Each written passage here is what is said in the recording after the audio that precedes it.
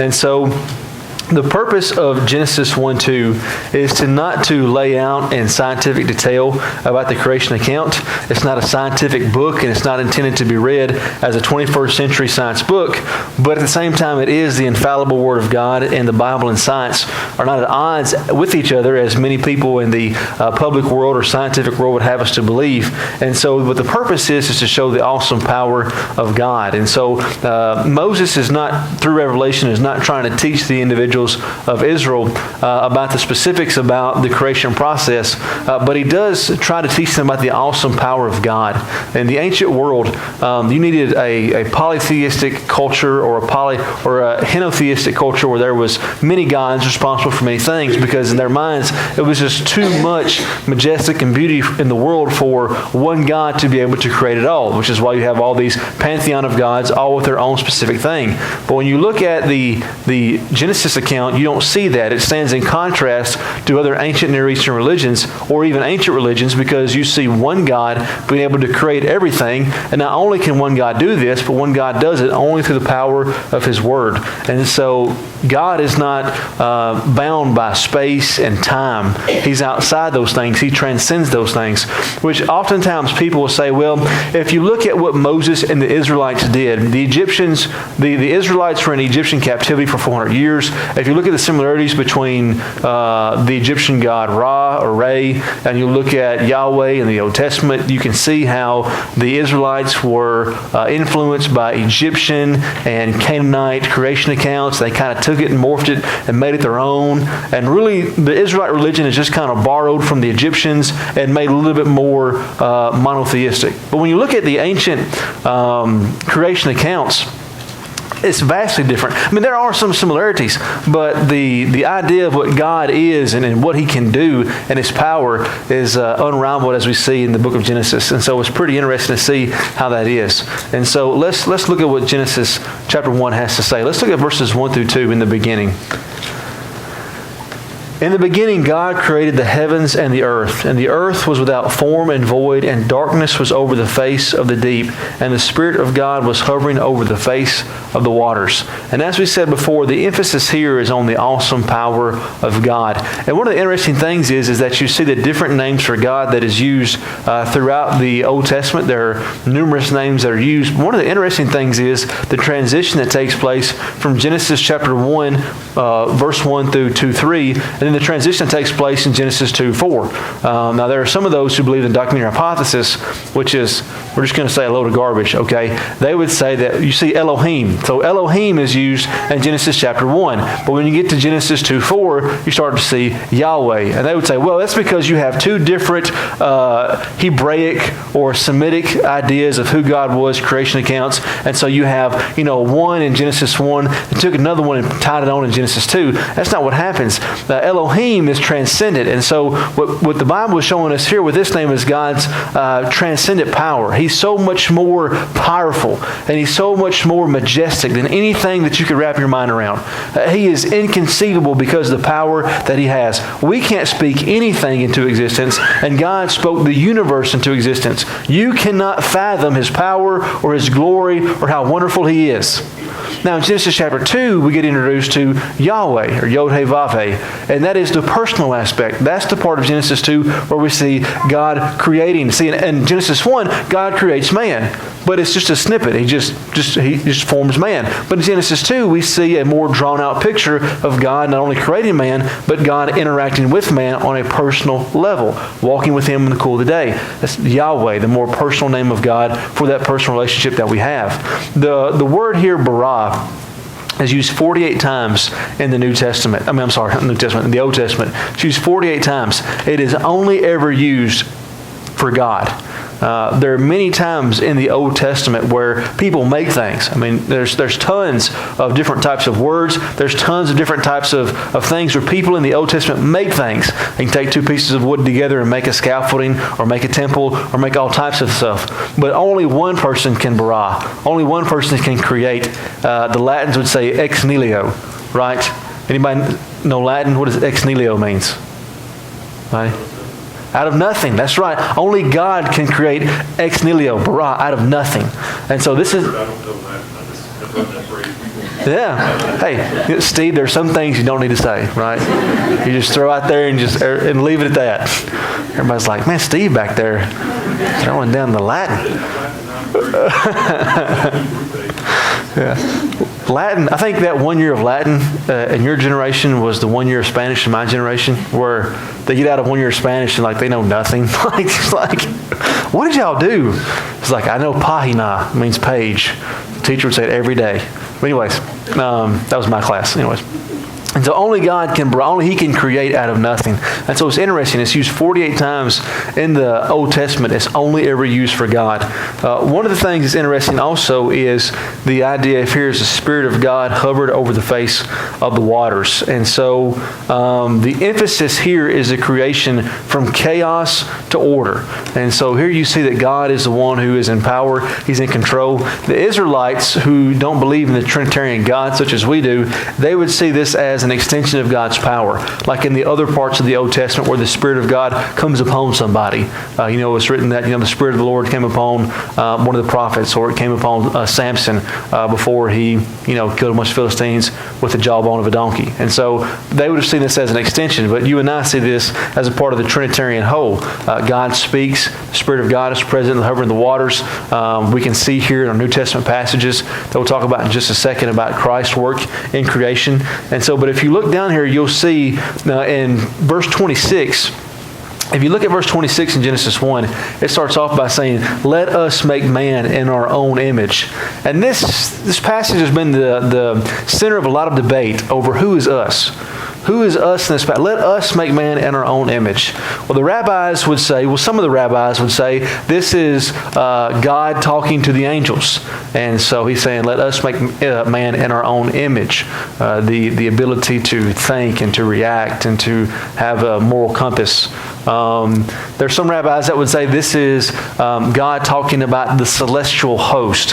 When we get there to the creation of man, God has already made the cosmos, the universe, the stars, the majestic wonder. And when he says, let us make man our image, he's talking about the cosmic universe. As Christians, we look at this and see this as a Trinitarian God, because in Genesis 1:26 it says, let us make man our own image. God is mentioned numerous times as I mentioned Elohim. We have the Spirit of God mentioned here in this passage, but also the New Testament tells us that who was the active part of the Godhead in creation? Jesus, right? Jesus was. And so we can look in John chapter 1, verses 1 through 3. And you can... John would tell us that. That's what I thought you said. Yeah, I'm sorry. Yeah, you're right. Yeah, John tells us that in John chapter 1, verses 1 through 3. He says, in the beginning was the Word, and the Word was with God, and the Word was God. And He was in the beginning with God, and all things were made through Him, and without Him was not anything made that was made. And of course, a little bit later on, we get told that Word took on flesh and dwelt among us. And of course... I think that John did a good job on helping us understand 1 and 2 of Genesis, first 2 verses of creation. Yeah. A lot of people, and I didn't know for a long time that Jesus had a hand in creation, but he's not mentioned that in verse 1 and 2. Yeah, I think it's right. And so and I think once we read John chapter 1 and then Hebrews 1:2 and Colossians 1:15 and 16, we look back at Genesis 1:26 and it does make us more sense. It does make more sense to us to be able to interpret Genesis through John, Hebrews, and Colossians. And so just like in John, Hebrews 1:2 says, but in these last days He has spoken to us by His Son, whom He appointed the heir of all things, and through whom He made the universe. And then Colossians 1:15 and 16. He is the image of the invisible God, the firstborn of all creation. For by Him all things are created, in heaven and on earth, visible and invisible, whether thrones or dominions or rulers or authorities. All things were created through Him and for Him. And so here we see this imagery again about how these things were made through Jesus being one of the active, if not the main active agent in creation. And so we see that here. One of the things I think is interesting as we look towards the creation. I didn't really know this for a long time. I knew the days of creation was created. But if you look at here, you see the symmetry of creation. And so you see days 1, 2, and 3, and days 4, 5, and 6. And what you see here is in days 1, 2, and 3, God creates the realms, the spaces or spheres, if you will. Where in days 4, 5, and 6, He creates the things that correspond to those spheres. And so on day 1, He creates day and night. Well, then He goes to day 3, and He creates the sun, the moon, stars, and the lights. See 1 and 3. Then you have 2 and 5. The sky and the lower waters. Yeah. 2 and 5. 1 and 4. Oh, sorry. 1 and 3. Sorry. 1 and 4. No, there's 3 spaces in between. 1 and 4. Sorry. I'm so sorry. 1 and 4. Then you have 2 and 5. Day 2, he creates the sky and the lower waters. Day 5, he creates the birds and the aquatic life. Day 3, you have the earth and vegetation. Day 6, you have the land animals and the humans. Of course, their realm is the earth, and they live off the vegetation. And so you kind of see the symmetry that takes place, 1, 2, and 3, and how it couples up with 4, 5, and 6. And so it's kind of interesting how God did that. And so, what was that, sir? Verse 26, I would say it's the Trinitarian Godhead. I would say it's the Father, the Son, and the Holy Spirit. Would be my suggestion. We do know he was there. That's right. Based upon those New Testament passages. And so, there are those that would disagree with me, but, everybody's entitled to their wrong opinion, right? So,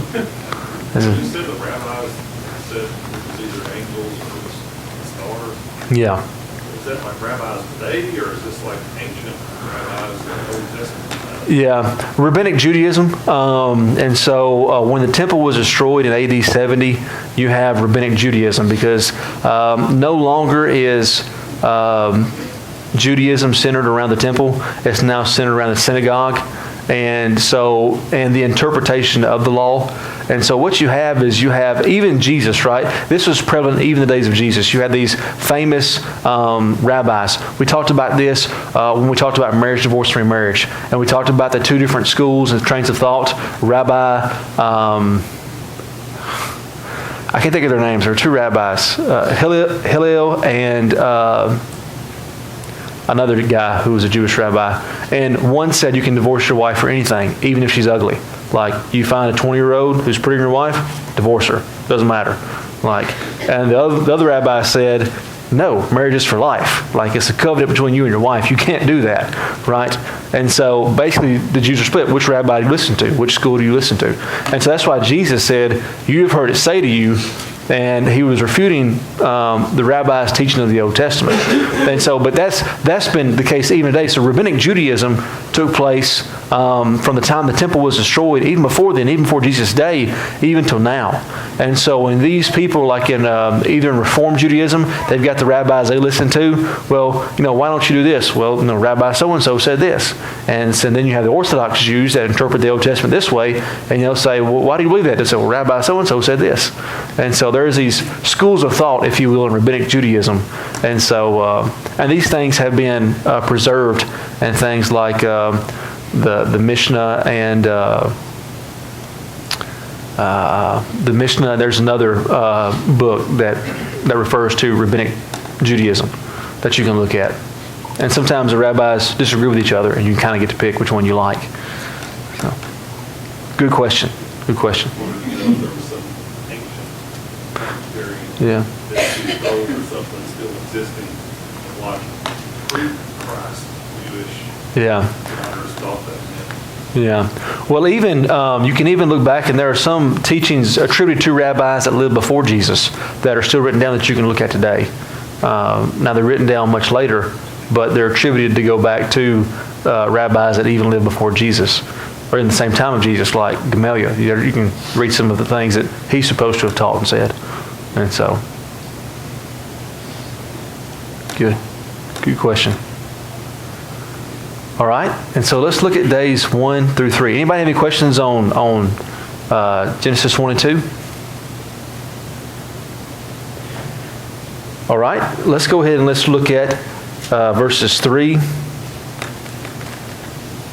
Let's see here, verses 3 through 5, and let's look at day 1.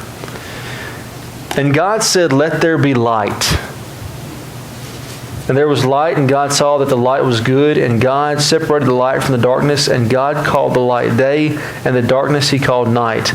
And there was evening, and there was morning, the first day. Day 1, God did much more than just create light. He created time, and he brought from chaos to order.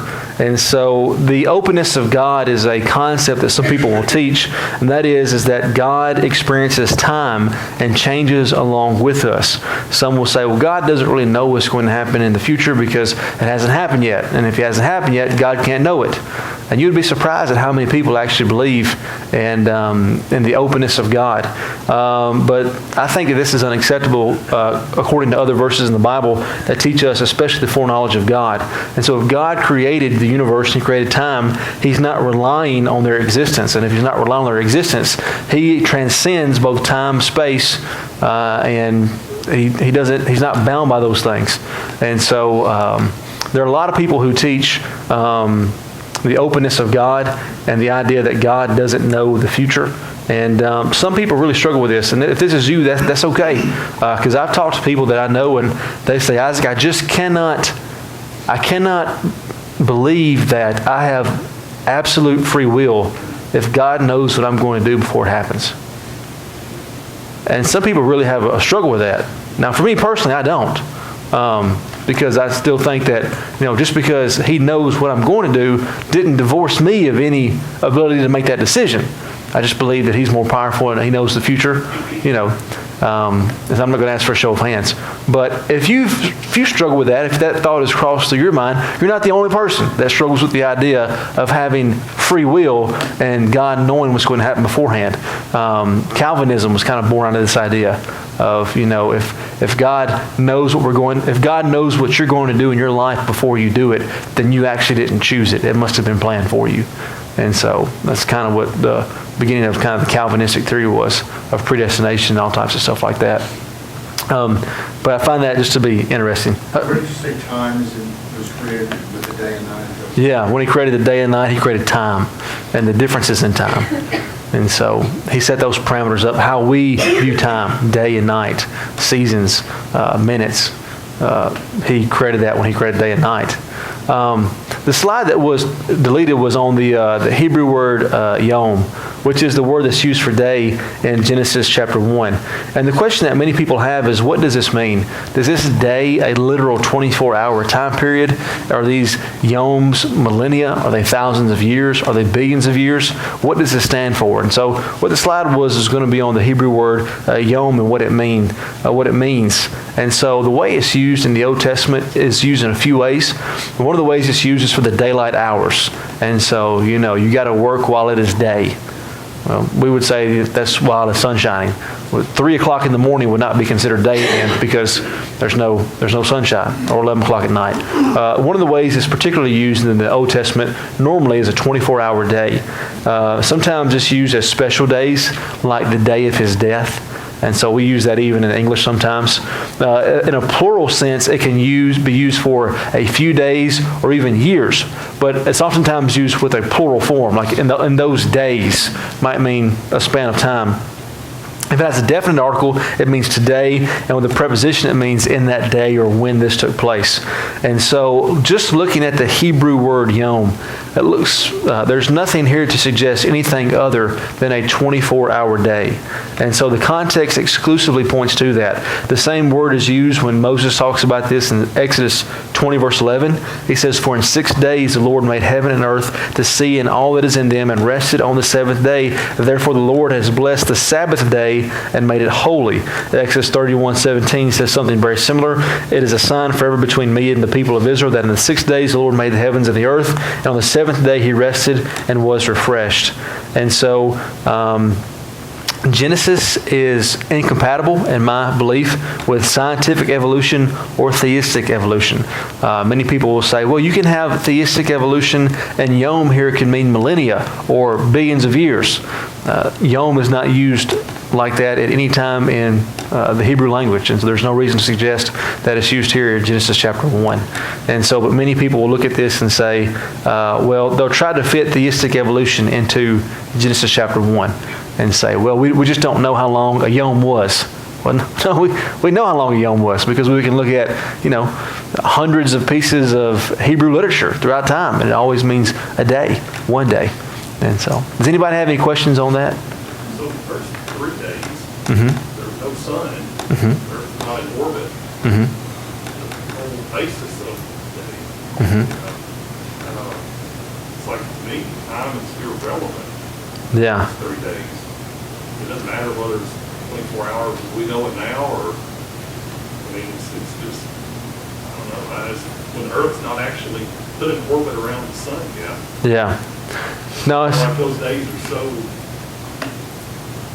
I don't know, I guess the best way to do this is outside of space and time. yeah. Well, that's when you see here you have the realms and then you have the functionaries.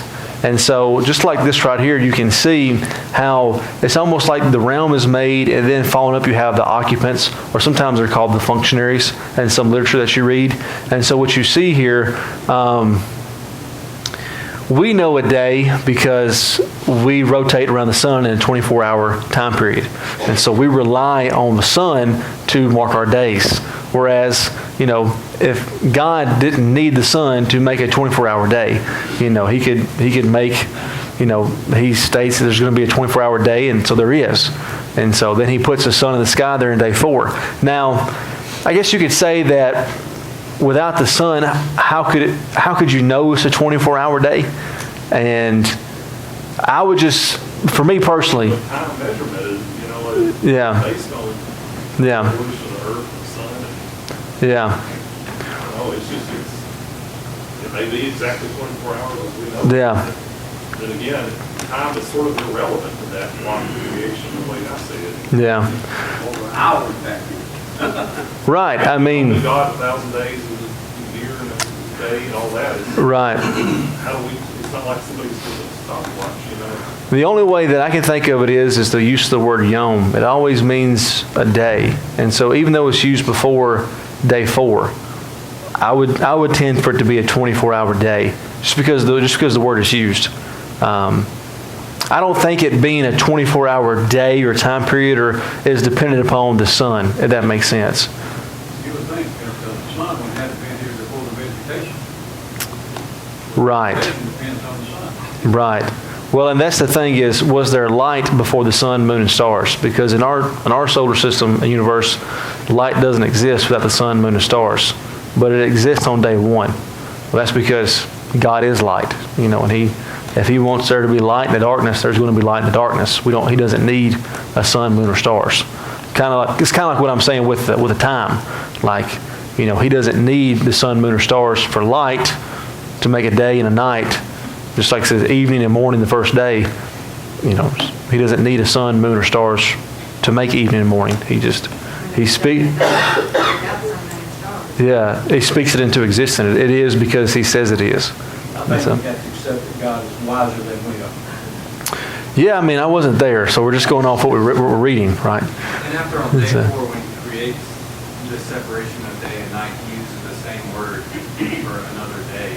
Yeah. That set period of time, He uses the same Yeah. terminology. Right, and so I think what Caleb said is a strong, and he articulated much better than I tried to say, is that you have the same reference of time in days 4, 5, and 6 as you do 1, 2, and 3. And so it's a yom in day 4, 5, and 6, and a yom in day 1, 2, and 3. And so we're talking about the same thing. The context is talking about the 6 days of creation, and the same word that refers to how long it took is referring to each individual 6 days. And so, yes, Megan. Like the astronauts in the space station. That thing goes around the Earth every 90 minutes. So they see day and night, and day and night. All the time they're going around, they tell me. So, they learn to sleep when it's light sometimes.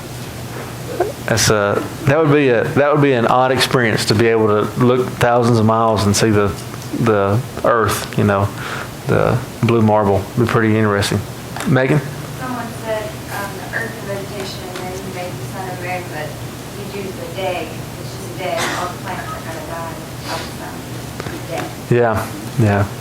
There are some of those that would say that this represents a millennia, right? And so if it did, then you've got the vegetation surviving for millions or billions of years without any type of sun, and all the plants need, sunlight through their chlorophyll and stuff like that to survive. So, yeah, great point, great comment. Sounds like you've been listening to Lad too much.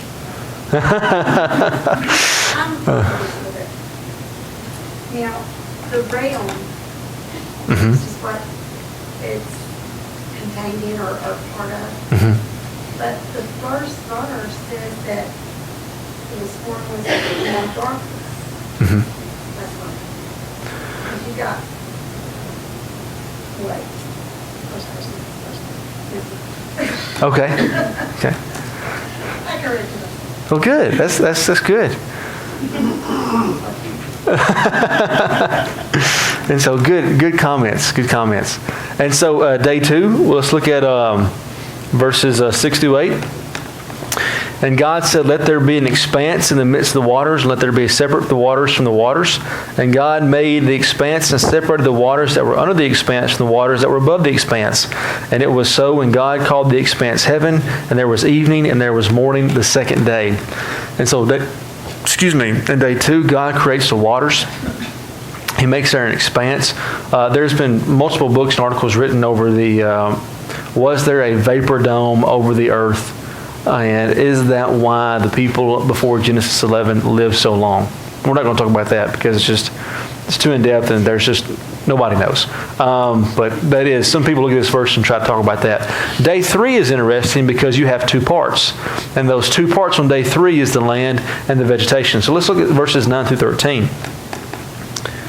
And God said, let the waters under the heavens be gathered together into one place, and let the dry land appear. And it was so. And God called the dry land earth, and the waters that were gathered together he called the seas. And God saw that it was good. And God said, let the earth sprout vegetation, plants yielding seed, and fruit trees bearing fruit, in which there is their seed, and each according to his kind on the earth. And it was so. And the earth brought forth vegetation, plants yielding seeds according to their own kinds, and trees bearing fruit which is their own seed, and each according to his kind. And God saw that it was good, and there was evening and there was morning the third day. And so here's interesting because you have day 3 broken into 2 parts. There are only 2 days that are broken into 2 parts. Day 3, and does anybody want to guess which the other day is? 6, right? Remember that doublet you saw, 1 and 3, 2, 1 and 4. I don't know why I'm doing that. 1 and 4, 2 and 5, 3 and 6. And so when you look at day 3 it's broken into 2 parts. But day 6 you have two parts broken there, which is kind of interesting. So after day 3 we have weather, we have time, and we have agriculture. And in Genesis 8:22 God reiterates that these are basically the building blocks or foundations of life, if you will, after the flood. And so let's look at days 4, 5, and 6. And so in day 4, in verses 14 through 19, if you want to go ahead and read that. And God said, God speaks 14 times in Genesis chapter 1. So, and God said, let there be lights in the expanse of the heavens, and separate the day from the night, and let them be for signs and for seasons, and for days and for years, and let them be lights in the expanse of the heavens to give light upon the earth. And it was so. And God made the 2 great lights, the greater light to rule the day, and the lesser light to rule the night, and the stars. And God set them in the expanse of the heavens to give light on the earth, and to rule over the day and over the night, to separate the light from the darkness. And God saw that it was good, and there was evening and there was morning the 4th day. Does anybody notice something missing here in these verses? We're told greater light and lesser light. What are we not told what they're called? We know what they are. What are they? Sun and the moon, right? And so why didn't he just say sun and moon? Well, some theories say because the sun and moon were worshipped in the ancient Near East. And so when Genesis 1 is written, the names aren't mentioned because by naming them, it would have given them, I know this sounds weird to us in our 21st century context, but would have given them more power, if you will, and that maybe that God and Moses were trying to defer away from by naming them explicitly, because there were gods in the ancient Near East whose names were sun and moon. Sun God and the moon God. And Who gave those sun and moon their name? Who gave them their name? You mean like? Called it a moon, who gave it? I would imagine it would have been Adam when he was naming things. I imagine he looked up and said, in whatever language Adam spoke. But he called the earth, the water. Yeah. But it doesn't say here what he named them, just a greater light and a lesser light. So it's a good question. I don't know. But they were heavily worshipped in the ancient Near East, and so it seems like they kind of did away with this. And also the Hebrew word here is not used for sun and moon. The word is not there. And so there was, Moses could have put sun and moon, but he didn't. He put greater light, lesser light. And the interesting thing here is that the actual word that he uses here for lights is not words that are used for stars, for the moon, or for the sun. In fact, it's used 19 times in the Old Testament, and 15 of those times it is used to talk about the lights and the temple and the sanctuary. And so many people have looked at in Genesis chapter 1 and the correspondence to the lights and the temple, or the lights and the tabernacle, and the idea of that God is not only setting up a place for man to live, but God is setting up His cosmological throne, if you will, and that these are serving the same function as the lights in the temple or the lights in the tabernacle. And so there's imagery of this in the Psalms where it talks about how the heavens are His throne and the earth is His footstool, and gives the imagery of this idea.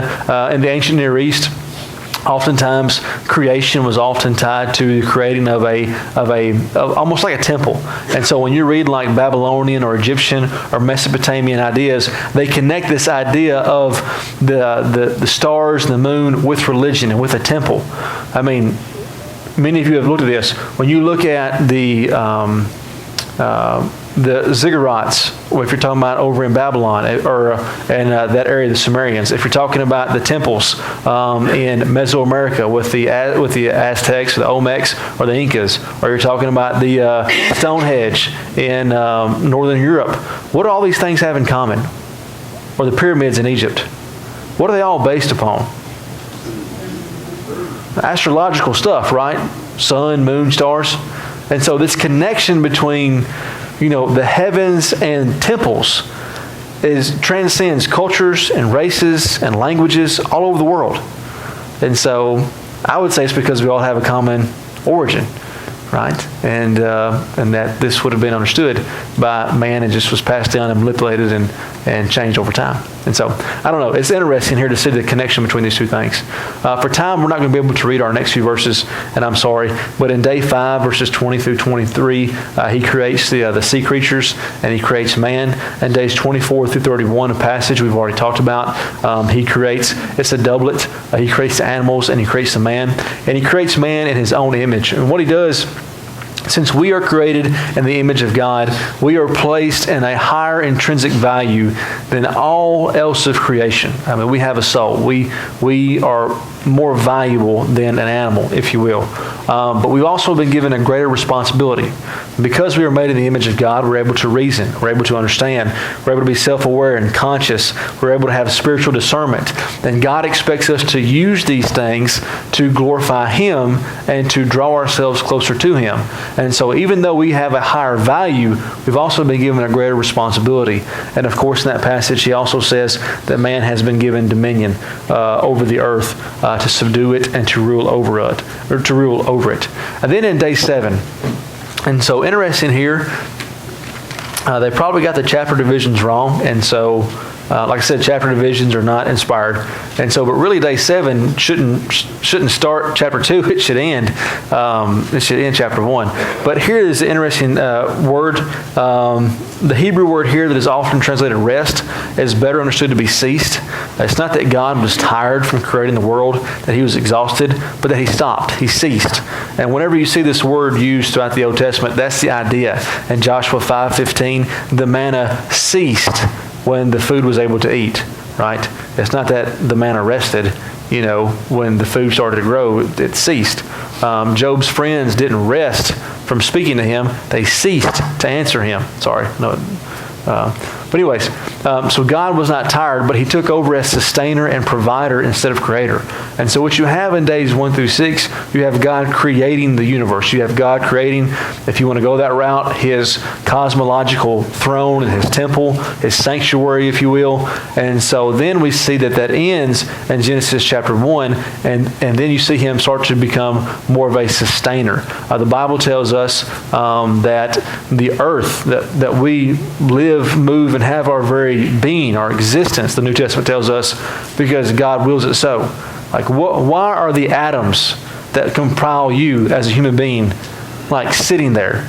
Like, why are you still like a congealed group of atoms? because God wills it. He allows it. And the moment that God doesn't allow it is the moment this earth goes up in flames. And so the reason why you can even have the strength in your body to breathe is because God is the sustainer of the universe. And without His sustaining power, without His provision, nothing works. Right? I mean, the only reason the sun works is because God wills it. And so it's important for us to realize that's important for us.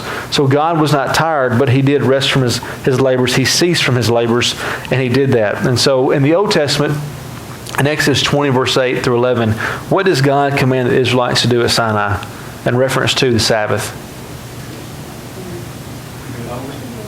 Right, to keep it holy, right? And so there's not much in the Old Testament that says what they're supposed to do on Saturday or the Sabbath. It's mostly what they're not supposed to do. And so are we bound to do that today, to honor the Sabbath and to keep it holy? No, right? Any verse you can think of that might tell us that? Right. Any verse you guys can think of and point to?